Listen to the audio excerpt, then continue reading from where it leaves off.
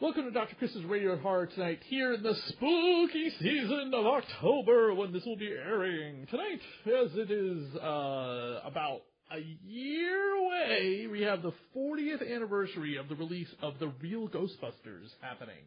Earlier this year, we had this awesome biography book come out about the history of The Real Ghostbusters, which is fantastic. However, back in 2009, there was a box set that came out from Time Life Home Video, and it was honestly also the first time I ever encountered steelbooks in my life.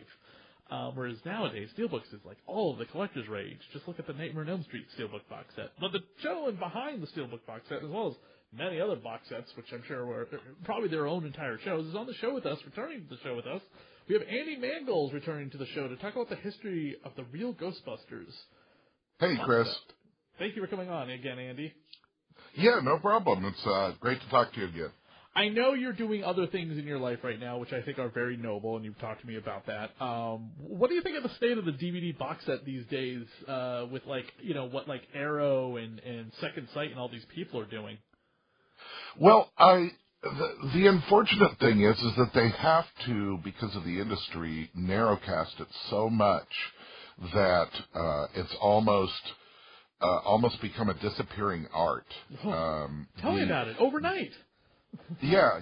The companies that used to do, when I worked for BCI Eclipse and we did the He-Man and the Masters of DVD sets, that was really kind of one of the first times that animation had really received the same kind of respect that major films had gotten, and TV series and so forth. And even then, we were going when we did those sets, we were going so far beyond anything that had been done. There were some sets. I think we did 40 different commentary tracks for the He-Man series, and we did all these documentaries and all this behind-the-scenes stuff. And it's similar to what Arrow and Shout and some of those companies have done and are still doing, but even a little more in depth. And so Time Life, when they approached me to do Ghostbusters, that was the idea with them. They said, we want this to be the absolute ultimate set possible. Unfortunately, the physical media is not as saleable to fans these days in a retail setting. In an online setting, it's still there, which is why these companies are still doing it. But there's just no retail stores anymore. There's Suncoast, for the most part, and stores like that are a thing of the past. Best Buy, doesn't carry physical media at its site. GameStop doesn't carry it. Most retail stores. I think I went into Target recently, and I saw like 6 DVDs. I was floored. It used to be a whole section, and now it's like nothing but budget DVDs. Yeah, you be able to go to Best Buy, and there were like rows and rows and rows. Now, if you ever come over here to New England from where you are, and I do hope you would one day, to Massachusetts, we'll take a trip up to New Hampshire and Maine. They have a chain of stores called Bull Moose. There's 15 locations, dude, and their stores thrive on physical frickin' media, DVDs, Blu-rays, CDs, vinyl, 4K. Yeah. The box that came out in 2009, how many years were you working on it to lead up to that, and how did that start? I've been showing someone, by the way, multiple episodes of the box set, whether we're watching it directly from the discs or we're watching it on streaming, which I think it's on Plex. I think Real Ghostbusters is on Plex or something like that. I got involved with BCI Eclipse in 2004. I had done a book called Animation on DVD, The Ultimate Guide, and it was supposed to be the first of a series of books that were guidebooks to every product of that nature for whatever the genre was. So the first one was animation on DVD, the second one was going to be horror on DVD, and it was basically, I don't remember how many, like 2,500 DVDs were in that book or something, and an enormous, immense amount of books. It was 600 pages or something like that. Books, DVDs. And so BCI Eclipse hired me to come down and consult with them on they had just gotten He-Man and the Masters of the Universe, the license to do that, and they wanted to do the best job possible, so they hired me to come down and consult with them on it for one day, and I walked out of that with the producing job to do the entire set.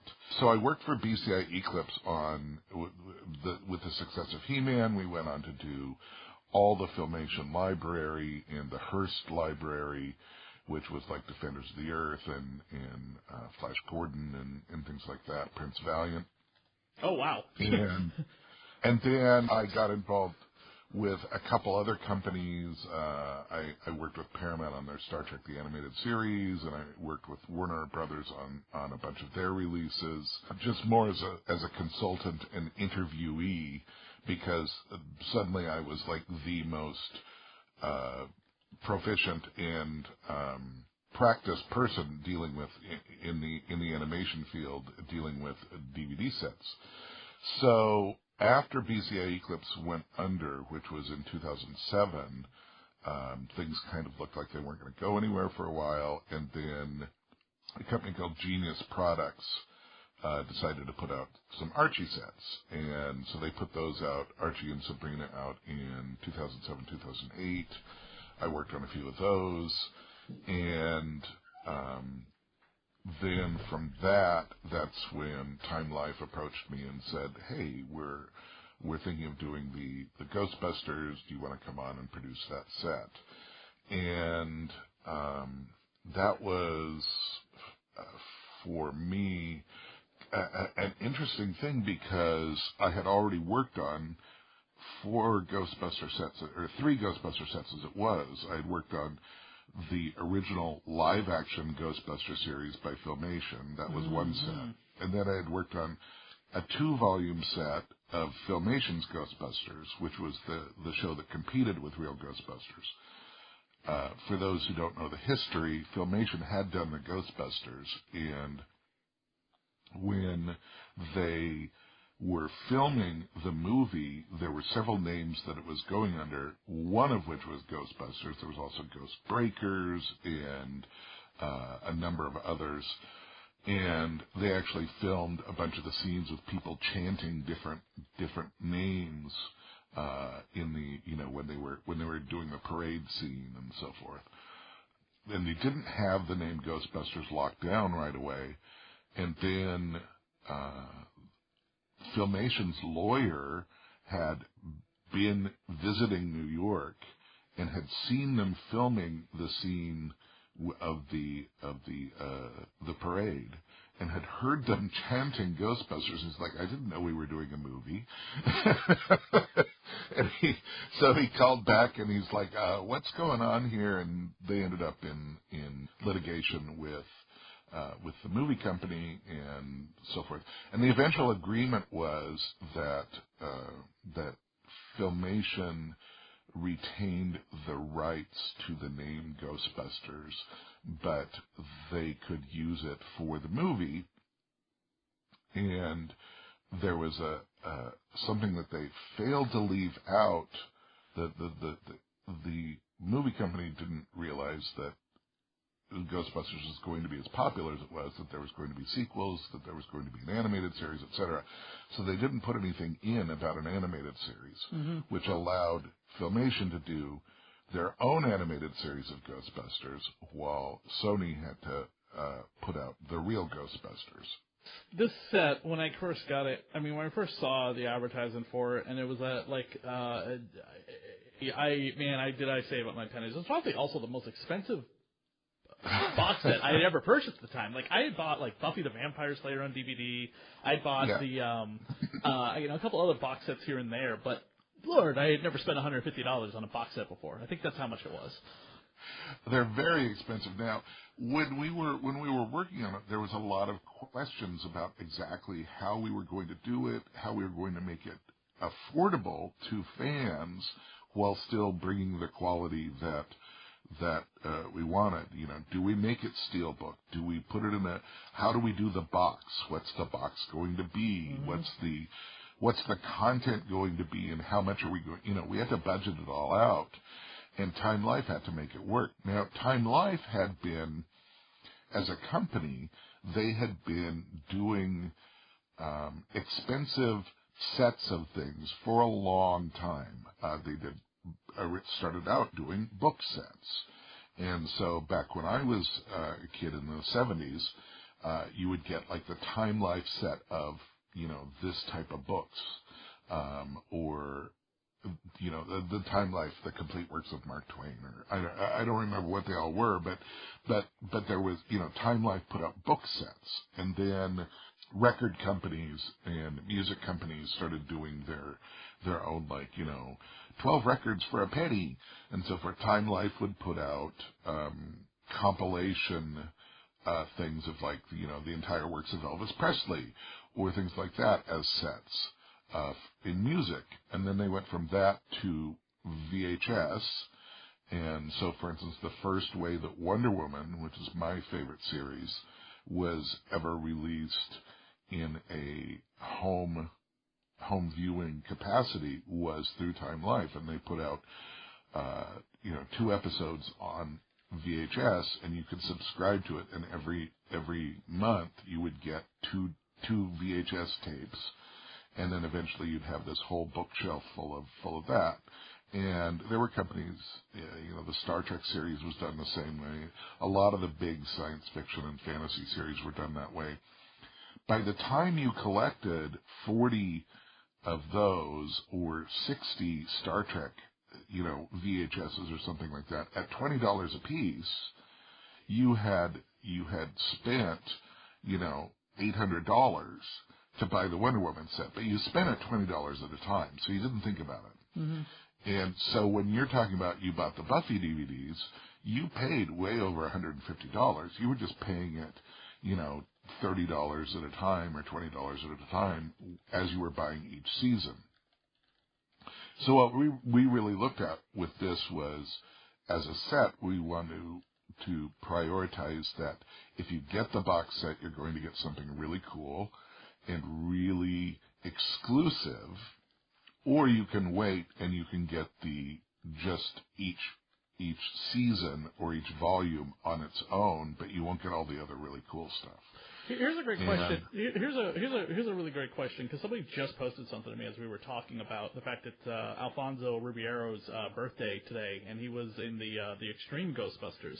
How come you guys didn't follow up with Extreme Ghostbusters right away? Was it a rights thing that you had to wait for it to revert back to somebody or to even do anything with? Because, man, that set that came out last year was just as basic as something you'd find on someone's Etsy account. It was awful, man. What it was more an issue of not fitting the category of what these were. The real Ghostbusters series and Slimer were all done by the same people. Right. And so they fit as a whole. Whereas Extreme Ghostbusters, featuring the same characters and featuring some of the same stuff, didn't fit into the same category. And it didn't easily fit into what we were doing with this set. Plus, we had a lot of work to do just getting the real Ghostbusters completed. One of the things I had to do was fly down to Los Angeles. Sony got all the master tapes master films out of their vault. And their vault, when I say their vault, it's in a mountain. I believe it's in Utah or something like that. It's a climate-controlled vault. It's where they hold all their master recordings of everything. And so they shipped them all to this place in Burbank.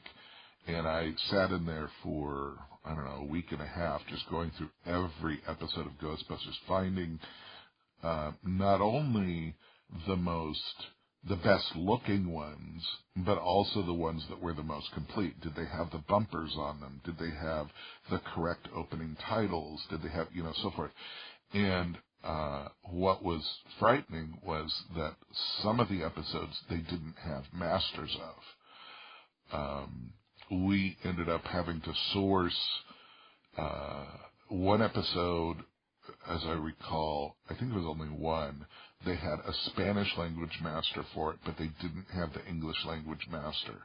So we had to source the video from one and then the audio from a previously released bare bones DVD that happened to have that episode, and who knows where that master had ever gone to. But the English audio was there, so we were able to match the English audio to the Spanish language video, and recreate that. And that was one of the top episodes too. So it was like, if we can't find this one, we're screwed. But I spent weeks. It was more than a week. I spent a couple weeks down there, just going through a reel after reel of film, and trying to find every element that we could. That was when I was able to find things like the lost pilot, some of the commercial elements, and other things that really hadn't been seen since things were originally aired, or they had never been aired in the first place, as with the lost pilot. In the process of doing that, we were able to finally get a complete set of the masters, and then came we had to then, they weren't technically remastered, but they were retransferred. Remastering involves digital getting the flex out and things like that. These were retransferred because they were going from the best elements possible. They looked pretty good, but we still had to do some color correction and things like that on them. This is probably way more technical than most people think, but it was, we wanted this to be the best set possible. Once we had all those, then we could get to the point, and we had already been discussing what kind of extras do we want.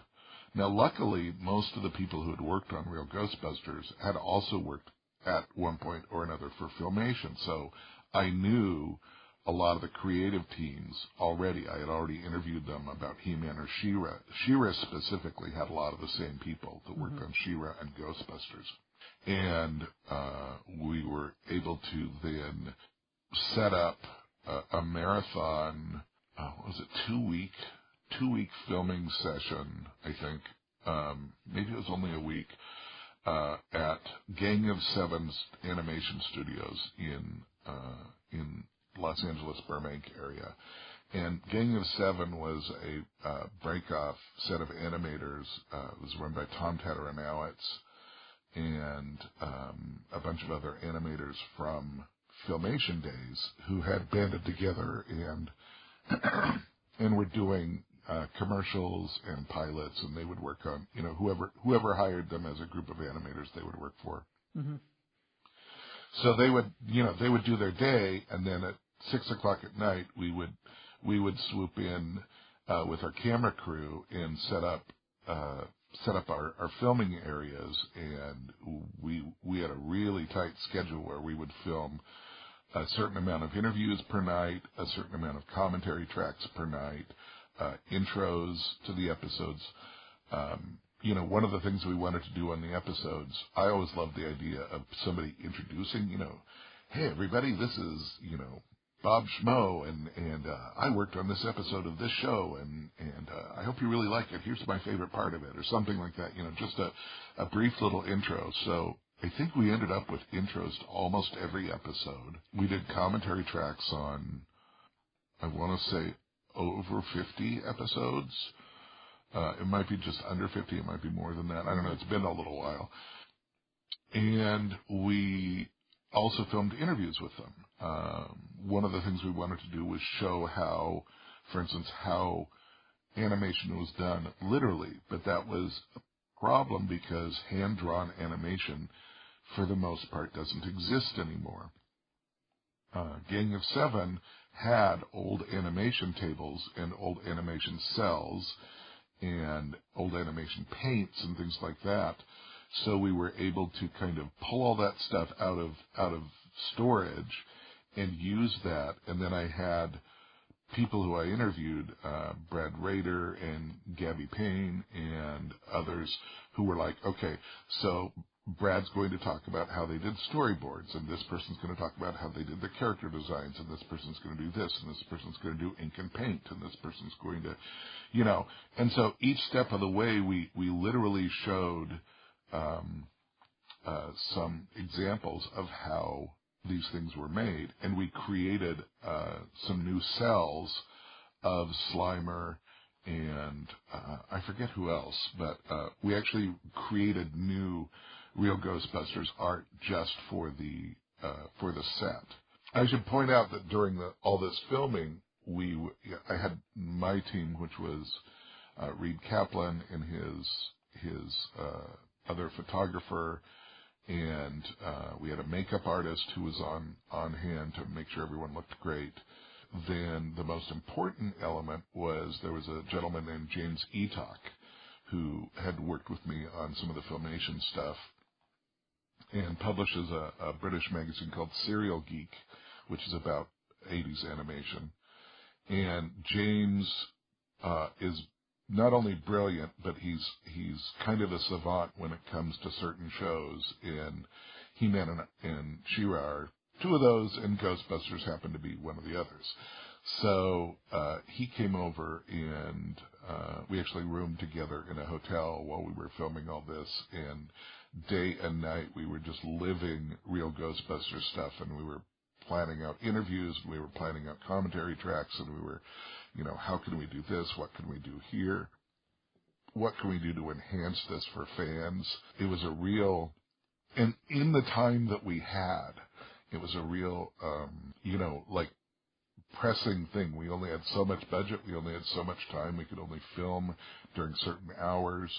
Amazingly, we got this enormous amount of work done, and then it was on to kind of 6 months of editing and getting everything produced and getting everything put into gear and so forth.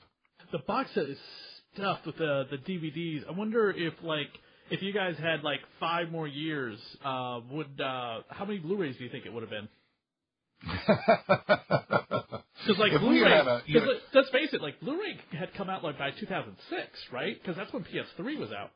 Yeah, but it wasn't really being used yet at that point in a major way, especially for this kind of content. Right. I remember a couple of years later, Screen Factory would put out the mega colossal Mighty Morphin Power Rangers box set, which was every season of Power Rangers up to that point, and fans complained, why is it on DVD? And it's right. Because this is cheaper, and you don't have the money to buy this if we put this on Blu-ray. You know what I mean? It's the age-old question of why did the X-Files get a Blu-ray release, but Buffy the Vampire Slayer never did? Well, that's another question in a whole other show. I guarantee you could probably answer the question too. And I guarantee it's not something. I would be shocked if Disney made an announcement saying we're going to do Buffy the Vampire Slayer on Blu-ray or 4K, and this is how you can get it when the new TV show comes out. It's just money they're sitting on the table with, and they could be making so much. Well, you would think so, but the fans also, they have expectations because of stuff like my Ghostbusters set, and some of the other things that Shout and Arrow have done, and other companies like that. There are expectations that if you're going to put something like that out, it better be worth it. Mm-hmm. It better be worth the extra money, and frankly, what's happening with a lot of these companies is that they're doing everything in-house. I ran into this with Shout, where Shout was working on several projects that I could have helped on, and I actually had materials for, and I was like, look, hey, I'm happy to work with you. I've produced, these 40 other sets, and I've got all this behind-the-scenes material on this project you're doing. Mm-hmm. And they literally didn't even return emails or phone calls. They didn't care because it was being worked on by somebody in-house. Well, that somebody in-house didn't have access to the materials that I had, nor did they care as much about it as somebody who was an actual fan of it. And so when BCI Eclipse hired me, and when Time Life and when Genius and so forth, I was an actual fan of this stuff, and I could therefore, and then the people like James I brought in people like James Etok, who's not just a fan but a mega fan, and so we actually cared about what we were doing. We cared about getting it right. An example is the box that the real Ghostbusters set came in was they had wanted it. It got brought up really early, like, could we make the box set into the firehouse? And that was like a challenge. And you would think, like, why is it a challenge? And it's because they never drew it always the same way, and there was never blueprints that were consistent for the outside of the firehouse. And so what we ended up doing was we went through every episode, took pictures of every angle of the firehouse that was ever shown on the show, and we had to sit down and go, okay, what's visible through this window? What's visible through this window? Where does the fire pole go up to? If they're coming down from this room on the fire pole, that means it's above this room. And this is above there. But then in this episode, suddenly you've got a whole different background for that same room. What does that mean? Does that mean it's on a different floor? Did somebody move their, we puzzled over that firehouse for months, trying to get a realistic depiction of what what the animated firehouse actually looked like if they had done it as you would say a film set where it would have blueprints. And I think we did a great job with it. Yeah. The blueprints on the inside of these steelbooks are fantastic. I actually do remember now. I think this might have been the second steelbook case thing I ever bought. The first was Michael Bay's Transformers had steelbooks, which I thought was really unusual, but that makes sense. Transformers and such. Yeah.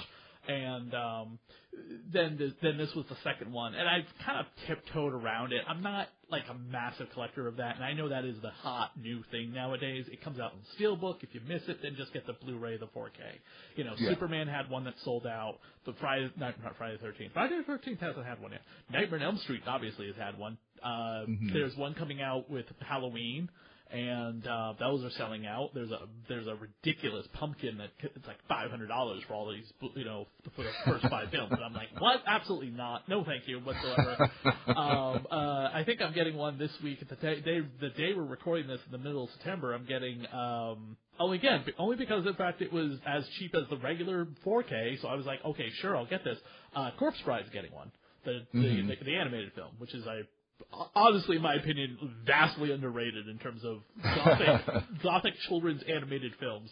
People go watch Corpse Bride. It is awesome. Yeah. Well, with Ghostbusters, the steelbook thing was also a question that we had. Do we do cardboard boxes or do we do steelbooks? And the Time Life had it in their minds that steelbooks were really kind of an extra way to go, but it was also an extra cost. And a big cost at that. It was not a little cost. It was to go from cardboard boxes to steelbooks was an enormous cost. Okay. So it was a big question about whether or not this project was worth it. And the company, they had supported all this extras, all this filming, all this cost. And they hadn't offered it to the public yet. And they were like, we don't know if it's going to be worth the cost of the steelbooks. We don't know if that's going to be that. And so there was a big leap of faith on their part to do the steelbooks. Did you find it was worth it? I'm assuming these things. Yeah, I definitely right? think. Okay. I definitely think that it gave an element of just another extra element of specialness to it. Yeah. And this set, I'm assuming also, just correct me on the timeline, this set did come out when the market was still hot for physical media, and we weren't in the we weren't even in streaming that much yet. Like we had just started tiptoeing into that. Okay, so the market for physical media was still available. Yeah, there was piracy, unfortunately, but I could still go to stores and find rows upon rows upon rows of physical media. So yeah. It came out. The official release date was November 15th, 2008. Wow. And so it was definitely, like, streaming was in such early days. It was, and this is not the type of thing that ever got pirated much, interestingly enough. Like the people who did pirating weren't really interested in doing kids animation. They were kind of like, hey, if I torrent something, I'm going to torrent, the latest episode of a TV show, or I'm going to torrent a movie or porn. They didn't go like, hey, kids animation, that's where it's at. So what that meant was, when we put out this set, the only way you could get this really was through Time Life. And then they eventually broke it up and they released the individual steelbooks on their own. And then Sony took what we did and started releasing some of their own stuff. But when Sony did it, they stripped all the extras off it, and all it was the shows. They benefited from the fact that we had remastered or redone all their episodes. They now had a clean library that they could work from, but they would, even though it wouldn't have cost them a thing, they were just like, nope, all we're going to put out is just the shows themselves. So really, all that extra content, and it amounted to about 100 hours of content. All that extra content was just, unless you buy that box set, you don't get it. Yeah, you can't find it anywhere. Not even any of the releases. There was a special DVD that came with it that had extra materials that were exclusive to that. Including the pilot, the Yep. And there was a fairly thick booklet that came with it that James E. Tuck and I worked on. I mean, it was kind of like everything that you would want from this set. I've never heard anyone say, well, it was missing. I mean, like, literally, of everything I've worked on, that's the one set that no one ever says it was missing something. Yeah. Because there's just nothing that it was missing. We were throwing everything possible.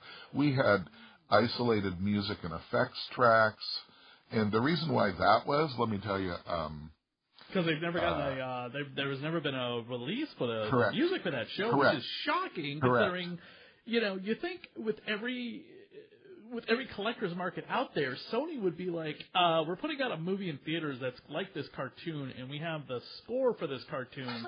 Why don't we make some money on the score so it's not a crap bootleg on YouTube any longer with a bunch of sound effects in the background? Yeah. It's like, guys, do this, because the Ghostbuster fan base will buy it and make you money. I know I would. Yeah.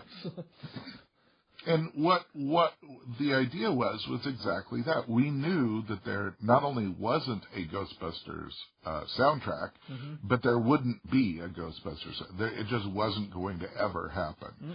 And so we were like, okay, let's put as many M&E tracks, that's music and effects tracks, on as we can. Now, for those people who are like, why didn't you just put the music tracks on? There's two reasons that they may not be aware of.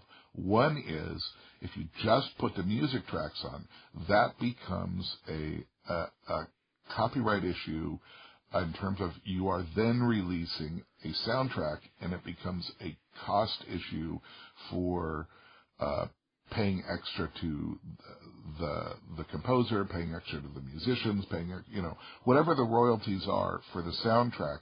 If you release it just as music, you have to pay a lot extra. If, however, you release it with the music and effects, that is an alternate audio track. That's not a music track. And why would that exist in that fashion? A lot of people have asked me over the years, what is a music and effects track? And what it is that when a show goes to a foreign country and they need to dub it, they want the same music in the background. They want the same sound effects in the background. They're just dubbing the voices. So they give them the music and effects tracks that is the exact same all over the world, whether you're talking a Korean release or a French release or a British release or a Russian release. They all use the same music and effects tracks, and then they just dub new voices over the top of those. So what we had available to us, we had three things available to us. We had the English language track, we had the Spanish language track, and we had the music and effects tracks. And we put as many of the M&E tracks as we could on there. There were a few of them that were missing their Spanish language tracks, so we weren't able to put those on a few things. I was actually working for a blind, as a caregiver, I was working for a blind client at the time, so I was highly aware of the problems of people with disabilities for hearing or seeing things. And so for me, the audio was one thing. The blind client could listen to the audio, but a deaf person couldn't listen to that audio. Well, most shows have CC. They have, subtitles on them. Animation shows at that point in time did not regularly come with subtitles. So we would have had to go to the extra cost of subtitling every single episode, which is something that I would have loved to have done, but we just didn't have the budget to do. But to my regret, the one regret I have about that set is that it doesn't have subtitles on it, because I want it to be available to everybody. And unfortunately, people who are deaf or hard of hearing, are left out of that. That is quite the the Herculean task to put this thing together. It's such an incredible box set. I've always wondered the history about how it came together. I appreciate Andy you coming on to chat about it. Don't you have didn't you tell me you have something else coming up soon? Are they doing? I don't know if this was you or not. You're a massive collector. You have the world's largest collection of Wonder Woman, correct? Yeah. Don't you have Are you doing? You have some documentary or some book coming out about that? Yeah, and I have another story to tell you too that I left out earlier. I'm working on a book that'll be the history of Wonder Woman in the media, and it'll actually be like a 3-book set. So it's going to be self-published. Okay. None of the publishers, Warner Brothers isn't interested in licensing that content out to publishers. What the hell? So I'll be self-publishing it, but it'll have a lot more, because it's not licensed, it'll have a lot more material and a lot more cool behind-the-scenes stories for the TV shows and the movies and so forth than it would if it were a licensed book, which you're under a lot of restrictions when you do a licensed property. And I've worked on a lot of those. I've worked on Star Wars and Star Trek and X-Files, and I've worked on Wonder Woman for that matter. But this one it'll be everything you ever wanted to know about the TV shows and the movies and the animation and the development of that and so forth. My real Ghostbusters story that I didn't tell you. Okay, go ahead. While we were filming, people, if they look back at that time period, may recall that there was a certain thing that was happening in California where some people died from food poisoning. Oh. And it ended up being traced to tomatoes. There was one night where James Eatock and I had gone out to eat at a restaurant, ordered some stuff, and I knew that this was happening, and so I said to the guy, I says, hey, are these, the tomatoes that are on this, are they, when are they from? Because that mattered in terms of the thing. And he assured me that there was no problem with the tomatoes. So I ate it and so forth. The next day, as we're filming, I start getting sick, and then sicker, and then really sick. And then I'm in the bathroom, and James has to take over filming for me because I can't leave the bathroom. And then it started to be blood. Everybody was filming. They couldn't take care of me while they're filming because we had guests coming in. Everything was so tightly structured. I had to come out and say, guys, I have to go to the hospital. There's blood coming out of me. The makeup artist drove me to the hospital. She didn't know the area. She ended up dropping me off at a hospital that was Spanish language hospital. It was all Latino. I don't speak Spanish or Mexican. That was awful. They wheel me in the doors. I'm screaming my head off, and I was in such pain, and it was awful. They pumped me full of so much antibiotics, just an immense amount of antibiotics and things like that. And then decided they were going to release me. Well, by now it's like 1 a.m. or something. I have no cell phone. I have no idea where I am. I have no way to call my creative team. By now they've finished filming, and I have no idea where they are, if they're coming to get me, et cetera. The hospital, just literally pushes me out the door. They're like, you need to wait for somebody to come pick you up. I'm sitting there freaking out in the parking lot, shivering from being sick, shivering from 4 gallons of antibiotics being stuck into my bloodstream. I'm just freaking out, and this car pulls up, and this guy goes, "Are you Andy Mangels?" And I said, "Yeah." And he goes, "Oh, I'm Dan Reba. He says, I had an interview with you tonight, and so I did my interview, and they told me what happened, and I've been worried about you, and they didn't know where you were, so I've just been driving around to hospitals trying to find you." And so he ended up driving me not just back to my hotel. He drove me to we had to find a 24-hour pharmacy that would fill the prescription for more antibiotics. Oh, my God. So Dan Reba, if you notice in the box set, he gets a special angel mention in there. And that's because Dan Reba, literally saved me. I looked at him as had he not shown up there, I have no idea what would have happened. That's crazy. And the fact that he cared enough to go look for somebody who he didn't know, what a guy. I was so impressed by him, and I was thankful to him and his wife, because she was like, "Yeah, go ahead, go take him to find him a pharmacy," because they actually, it wasn't that my team didn't care. It's that the makeup girl had gone home. She didn't tell him what hospital I was in, and we had no way to reach each other.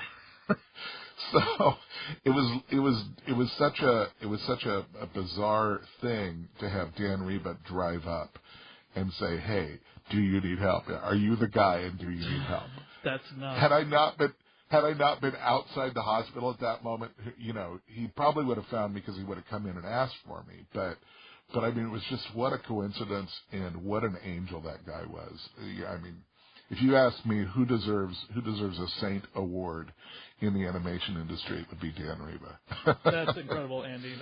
That's awesome. If I ever have a chance to meet Dan, I'll mention that to him. I don't remember who I just met. That's how I almost died. So it turned out the tomato had poisoned me. Uh-huh. I could have been one of the deaths. That was thankfully I was not. But it's how I almost died putting out the Ghostbusters box set, and how Dan Reba earned his wings. That's nuts. Well, Andy, again, thank you so much for diving into a bit of a history as Ghostbusters, obviously becomes more and more popular every 5 seconds or whatever, with new movies coming out, and people are discovering the real Ghostbusters that weren't alive during it. Thank you so much for all your work in the world of physical media. It's breathtaking. Absolutely. I'd love to do more. If there's anybody listening, like Arrow or other companies, I have so much material, from my work in the industry over the years. I have so much material, and would love to get back to work on some, DVD and Blu-ray box sets and releases.